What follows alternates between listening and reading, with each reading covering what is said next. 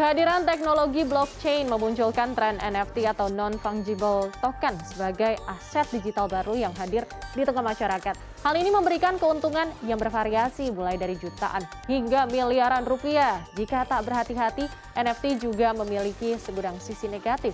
Salah satunya adalah penipuan. Apa saja tipsnya? Produser lapangan CNN Indonesia Ausi Riondolu bersama dengan kreator dan kolektor NFT akan berbagi tipsnya kepada Anda.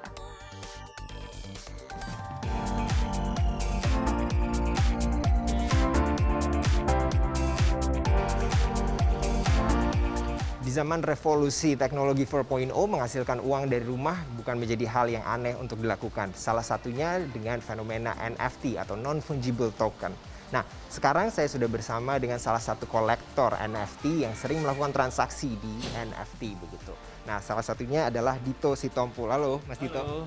Yuk. Oke, Mas Dito, ini kita penasaran nih sebenarnya apa yang membuat Mas Dito ini melakukan transaksi lewat NFT atau menjadi kolektor gitu. Nah, ini kalau kita lihat-lihat orang kan masih banyak yang awam soal NFT. Apa sih yang menjadi kesenangan buat Mas Dito untuk melakukan untuk sebagai kolektor di NFT? Ya. Mungkin kalau gue secara pribadi sih, kalau saya melihatnya NFT it's the future thing yang jelas kan. Saya jujur juga sebagai kolektor lukisan. Cuman saya melihat kalau di NFT ini hak kepemilikannya itu jelas karena sudah tercatat dengan jelas di blockchain. Jadi nggak bisa itu ada penipuan, pemalsuan, kan banyak banget kalau kita lihat lukisan-lukisan di luar yang dibikin, dipalsuin apa segala macam karena tidak diketahui nih identitas dari lukisan itu apakah asli atau benar. Nah, sedangkan di blockchain ini semua terdaftar kan. Selama ini udah bertransaksi berapa gambar Mas Dito untuk gambar atau musik atau apa yang dibeli di NFT? Saya kebanyakan sih gambar ya, kurang lebih ada 30 lah, 30. Iya. 30. Kebetulan kan juga ada beberapa project emang yang dari Indonesia yang saya support sih. Jadi ada kayak Avarik, terus ada kemarin SOS, ada juga Karafuru yang kemarin hits banget tuh. Kemarin sih Karafuru ya, benar-benar booming banget.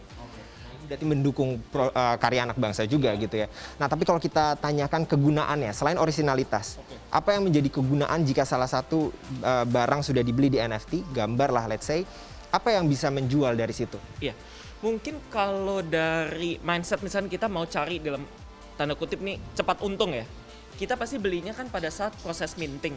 Proses minting tuh di awal, jadi sebelum dia keluar secara publik, dia akan memberikan whitelist kepada orang-orang yang emang udah sering di Discord. Jadi selama emang orang ini bisa nyemplung di dalam Discord-nya, maka mereka punya hak untuk memberi lebih awal.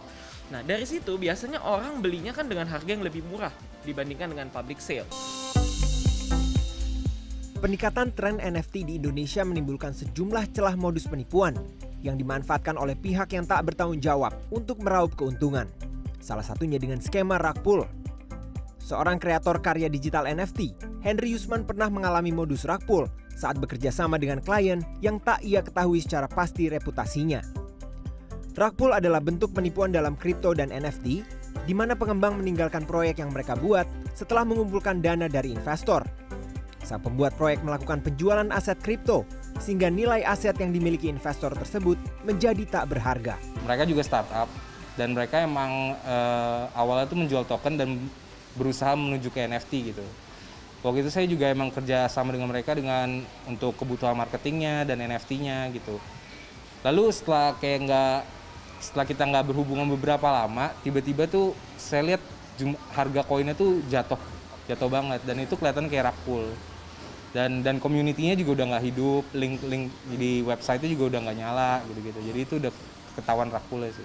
Ya untuk mempelajari lebih lanjut tentang projectnya dan jangan mau dibayar dengan koinnya atau tokennya gitu, tapi emang dengan mata uang biasa aja.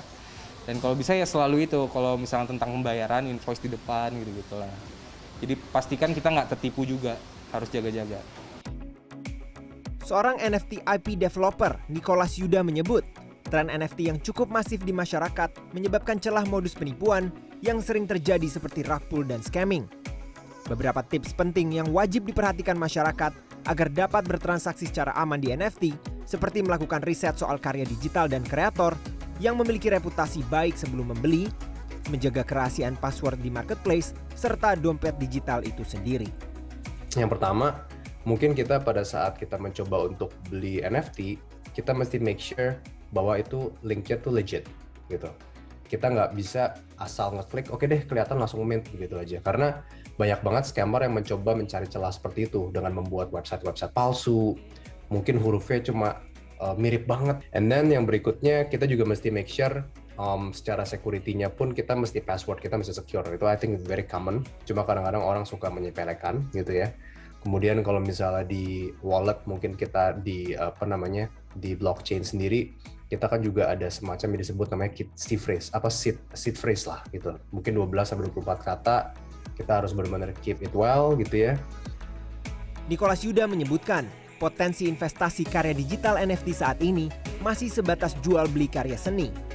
Namun bukan tidak mungkin seluruh karya seni yang dibeli di NFT tersebut dapat digunakan secara langsung dalam sebuah konsep kehidupan virtual yang disebutkan sebagai metaverse.